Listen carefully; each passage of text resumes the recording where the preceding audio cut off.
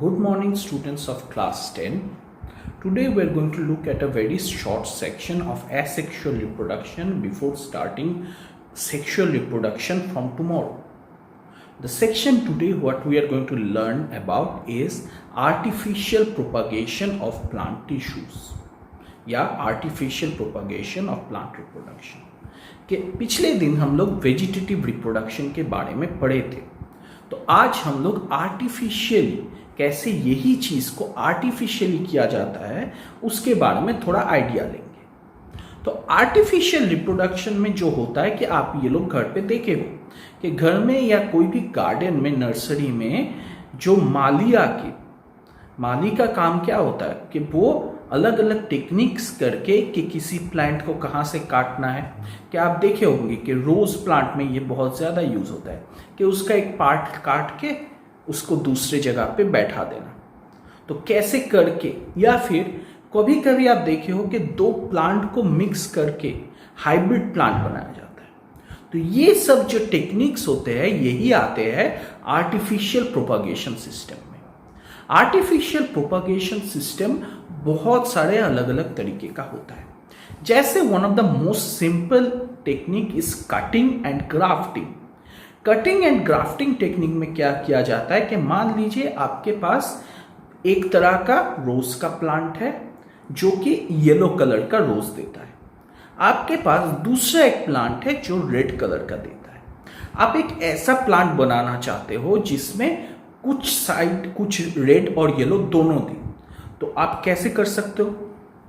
आप रोज का एक डाल जो है, एक शाखा को काट लीजिए येलो वाला, एक रेड का काट लीजिए येलो वाला, दोनों को एक साथ जुड़ के उस जॉइनिंग पे अच्छे से गोबर और अलग अलग सारे जो ऑर्गेनिक न्यूट्रिएंट्स है वो देके उसको अच्छे से किसी रस्सी से बांध दीजिए। फिर दोनों को एक साथ मिट्टी में बैठा दीजिए। तो थोड़ा देर बाद ऐसा होता है कि एक्चुअली में वो दोनों साथ में ग्रो करना स्टार्ट कर देते हैं, because they are almost the same species, they are the same species, so they come together and they can make a new plant. So these techniques such as these come under artificial propagation. Artificial propagation के अंदर में ये सब आते हैं। Next, one of the most important and most advanced way of this artificial propagation is the technique of tissue culture. ये एकदम cutting edge science का पार्ट है। टिश्यू कल्चर में क्या किया जाता है कि कोई भी प्लांट का एक सेल को निकाल के उस सेल से, जस्ट सोचिए एक सेल को निकाल के उस सेल से पूरा प्लांट का बॉडी बना दिया जाता है। Tissue culture is one of the very much foremost techniques of present day science. Modern day science का एक बहुत इंपॉर्टेंट पार्ट है टिश्यू कल्चर। क्या किया जाता है इसमें? प्लांट रिप्रोडक्शन के बारे में अगर बात किया जाए तो प्लांट का कुछ हिस्सा को, प्लांट का कुछ एक दो सेल को प्लांट बॉडी से निकाल दिया जाता है। निकालने के बाद इसको एक मीडियम में डाला जाता है। मीडियम मतलब मान लीजिए एक सब्सटेंस, एक लिक्विड हो सकता है, जेली लाइक सब्सटेंस, जिस मीडियम में उस प्लांट सेल को ग्रो करने के लिए जितने सारे न्यूट्रिएंट्स, जितने सारे विटामिन्स चाहिए वो सब कुछ रखा हुआ है। तो उसमें उस सेल को लेके उस सेल को उसमें डाला जाता है। इसके साथ साथ ऐड कर दिया जाता है कुछ ग्रोथ हार्मोन्स जैसे ऑक्सिन्स और जिबरेलिन्स, उसमें ऐड कर दिया जाता है। तो क्या होता है कि जैसे जैसे ये सेल ये सब न्यूट्रिएंट लेता रहता है, तो न्यूट्रिएंट लेके ये सेल धीरे धीरे it starts dividing, that cell starts dividing and over the time a bunch of cell, a ball like structure of cell forms. This undivided mass of cell is called the callus. ये जो अब कुछ cell आपके पास बन गए, एक structure जैसा बन गया, इसको कहा जाता है कैलस। ये सब कुछ भी आपको आंख में नहीं दिखेगा।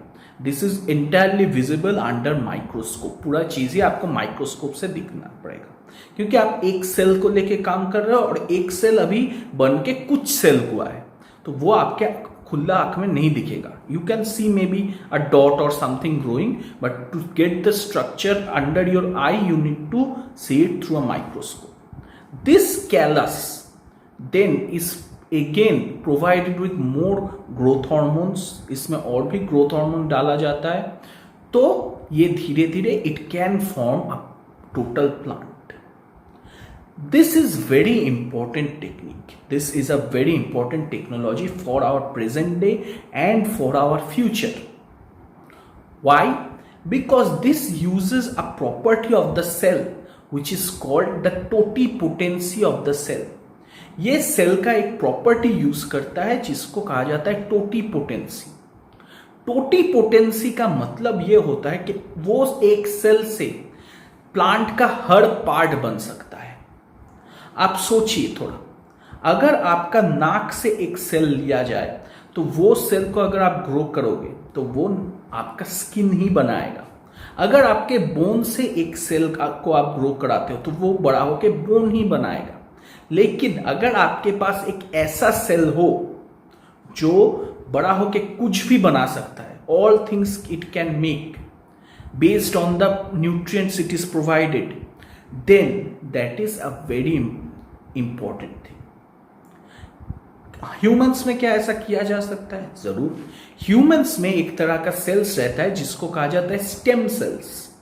ये स्टेम सेल्स हम लोगों के जो स्पाइनल कॉर्ड है, स्पाइनल कॉर्ड के अंदर में रहता है. They are totipotent in nature.